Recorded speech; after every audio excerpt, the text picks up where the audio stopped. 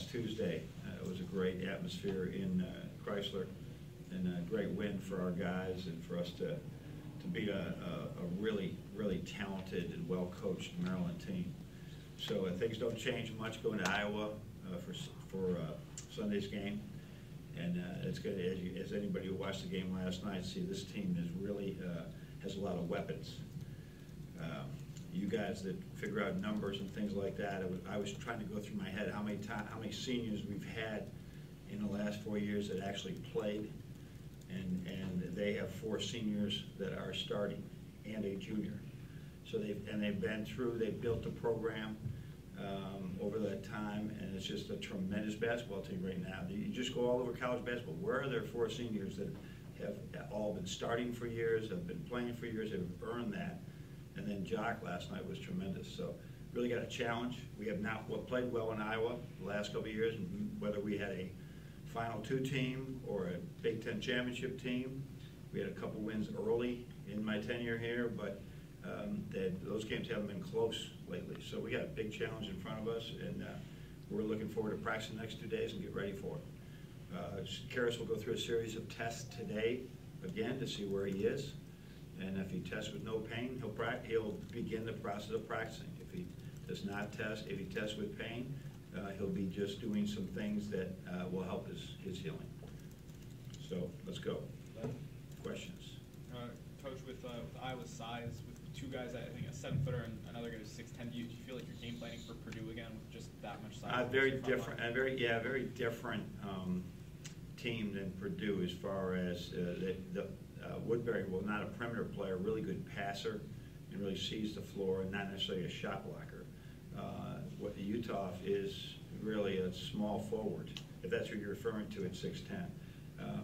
Really a small forward, he can play anything. So this is a guy again that as you see the effect. He went to Wisconsin, he's transferred. You see the effect on everybody. Wisconsin, everybody. He is really a talented player who practiced 2 years before he ever got on the court, and that's led to this great experience and really a wonderful player, great for our league. Fran said last night and today actually that with the experience that they have, one of the big things he sees is that game to game in the Big Ten, kind of understanding what an 18-game schedule looks and feels like, not too high, not too low, all that. How would you characterize your guys in that regard? Well, I think that I'm trying to think of the really good, Tim and Trey really got to that point, and I think Nick was getting to that point as well. So it is, I would say we're somewhere in the middle of that. We have played a challenging schedule to begin with, and now playing this 3rd really good team in a row. All the teams are good, but this 3rd really good team in a row, I think our guys understand that fame is very fleeting, and so are defeats. You just got to keep moving on. John, there's a kind of a lot of layers, I guess, going into this matchup. You feel, I know that you say it's 1 game at a time, and you look back. But given the win over Maryland, given what Iowa did to Michigan State last night, do you feel like this is a game where you guys can really peg yourself, within the order, at least a little bit? Obviously, who's going to go into Iowa and win this year?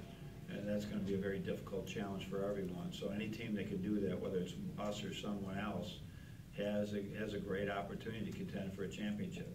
So that's what we're trying to do. We have them twice this year. As you've heard me say before, this is what's great about the Big Ten, is you have a chance to build a resume every day. You're not waiting for 4 days in March. You can do it every day. So we're going to seize this opportunity to go and play a terrific team, which we're really rolling, and do the best that we can. Has there been a theme, like a common theme of why you haven't played well there that you can see when you watch film of old games? They've been an NCAA tournament team all but maybe one of those years, and so they are they're a good team, and we've had some early. I think one time we had a really early start time, and maybe we weren't good enough because I don't know, but they've been better than us on their court. That's it. And they've had a talented basketball team all these times. When you go back to Aaron White and Marble and these guys, they were really good. So they weren't quite as good as they were rebuilding that program. They weren't quite as good in those first few years. had a great win over there. When Jordan Morgan made the big foul shots with Darius Morris, Tim Hardaway was absolutely on fire. That was in my 4th year, but that's the last time. It was 4 years ago, 5 years ago. And then about Karras, I don't know if you can answer this or not, but have doctors said that once he is pain-free, that it's not likely that he'll have pain after that he'll be healed and okay? Well, we don't know that, but Okay. that's the plan. Once he's pain-free, then pain is his guide going forward. We just want to be pain-free forever after he goes through all his therapy. John, when you look at kind of how the other game went, and everything obviously went right, it seems like, you know, in all positions. Talking about the Maryland? Yeah, Maryland game. Especially the shooting, you guys have shot so well here, and on the road it hasn't been as. I mean, is that just as simple as comfortability with the rim? or what? Well, we've only played the two road games that we have not shot well at SMU, and that was a lot to do with their defense. And then we did not shoot well, obviously, as well at Purdue. But at Illinois, we shot well. I don't think it's a road shooting thing. I think that you're home, everybody's going to shoot a little bit better at home. But I don't think there's this void. You do have different baskets, you have a different ball, you have different environments. But hopefully that doesn't affect us. The other thing, also Aubrey trying to work him in more. Is that something that? Is it just Yeah. Duncan being in his path? Well, especially, Duncan was so hot the other day, but especially under these circumstances where, I think you'd see Zach maybe move to a 2-guard so we get Aubrey on the floor and keep Duncan where he is on the right side, but get Aubrey on the left side. So, because he continues to evolve, a little hesitation off one play we ran the other day and got right to the basket. That was a huge basket for us. I don't think we've ever seen him hesitate and go like he did on that one. So something we teach, and now he applied it. That's a good sign. I gotta go here with John. Coach, is Zach Irvin gain anything back on his vertical? Is he moving more like you would expect him to? I think as you're a basketball player and you go through the season, the best training for being a basketball athlete is playing basketball. And so as he practices every day, he's using those muscles again that were so shut down for so long.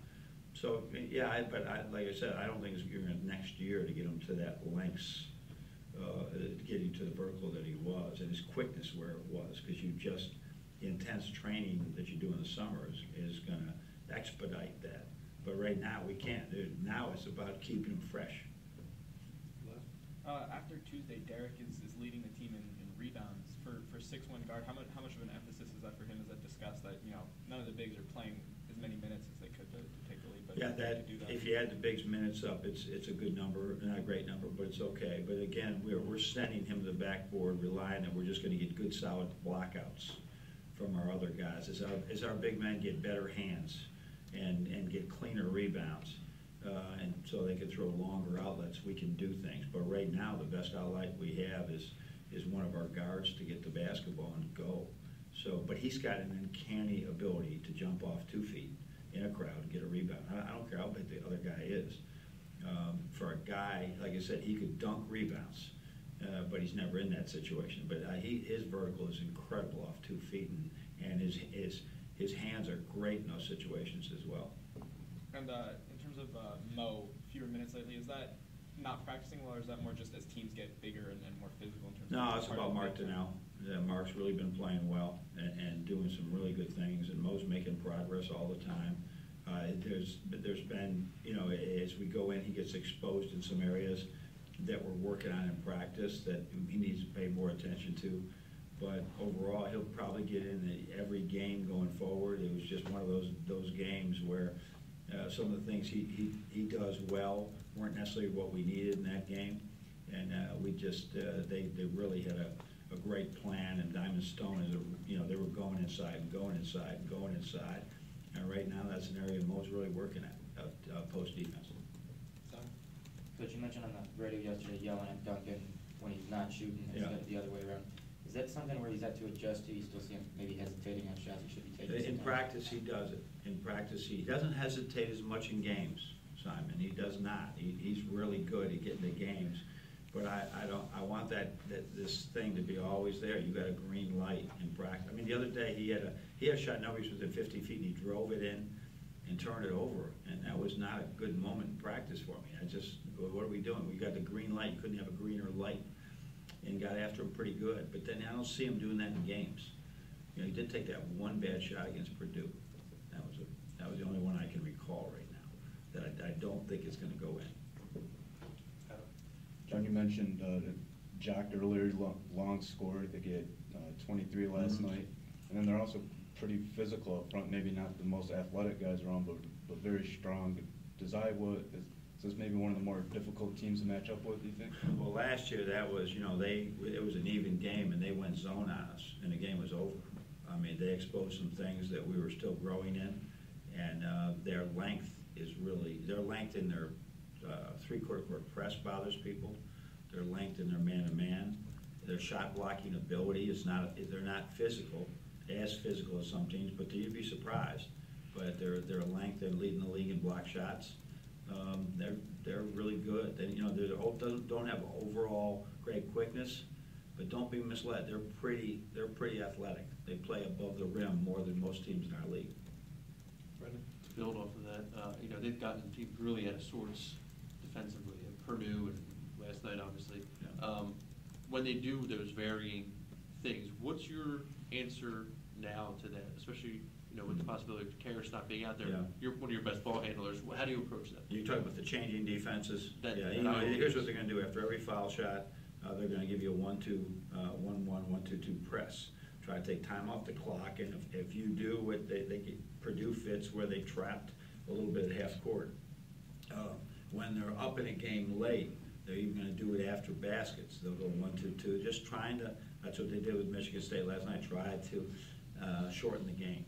So the answer is get the ball as quick as you can without turning it over, and then you can't have these 5-second delays of what are we in, what are they in. So we'll do a great deal of that the next day. We just call it recognition. I mean, man, they're in zone. How do you get into your offense and you're not getting into it at 15 seconds? Because that's where I think it's affected everybody. Is that people look at the clock and well, we used to go into shot clock play. Sometimes you just started running the first 2 passes of your play. In those instances, who are you most confident with the ball in half court?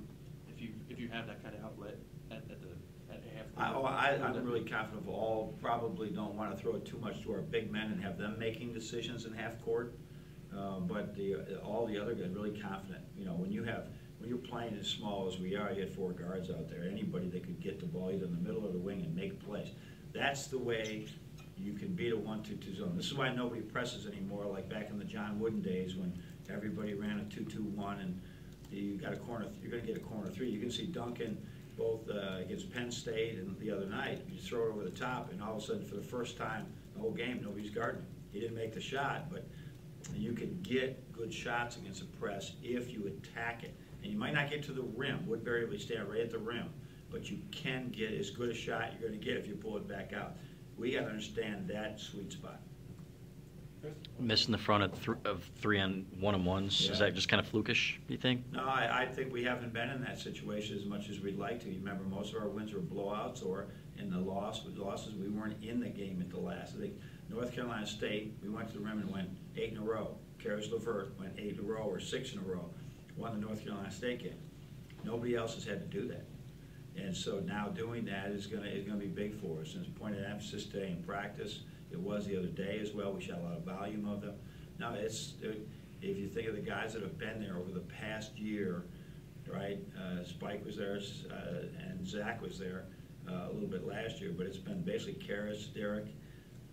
We gotta get good in that area because that's how you're going to preserve wins. And then you mentioned Mark after the Illinois game. He needed to bring it in practice and prove that it wasn't just a one-time thing. Has he been doing that consistently? Oh, yeah, yes, he has. Yeah, and he's got I think he identifies who he is right now and what he's got to do for this team.